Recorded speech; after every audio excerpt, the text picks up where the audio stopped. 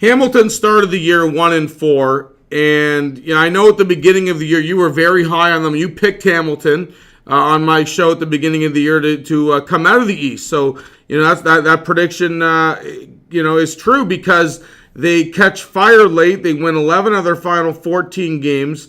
They beat Montreal and Toronto in back-to-back playoff games, including shutting out a high-powered Argo attack in the second half. So Hamilton comes in with a lot of momentum.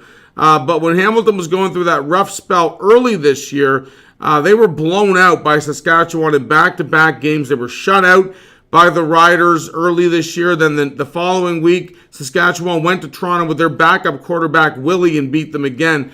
How much stock do you put into what the Riders did early this year against Hamilton, or do you just, wipe the slate clean now, and Hamilton's a much different team than the one that got blown out by Saskatchewan early in the season? I do think they're a much different team, Hamilton is, Eric, from those games as it relates to the score, but maybe not the ground game. And I looked at Saskatchewan had almost 300 yards rushing combined in those two games. Hamilton only had 78. I think what's really going to define the Grey Cup here, Eric, is the battle in the trenches.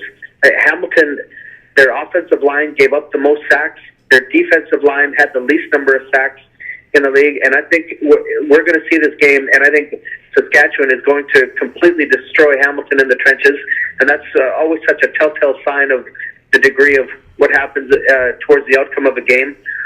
So, and I know that Hamilton was injured early on there, but still watching Hamilton, they don't have a whole pile of push, although they found great success there in that shocking success in that second half against Toronto, and even more shocking, of course, that it was the highly regarded Ricky Ray. Amazing what they accomplished, but I just don't see how they can carry that into Regina. I think, and there's other factors that come into play here. The being at home in Regina, where they have the entire province there, the weather. The colder it gets, the more it's going to help Saskatchewan. I heard yesterday it was going to be a minus 25 type of temperature.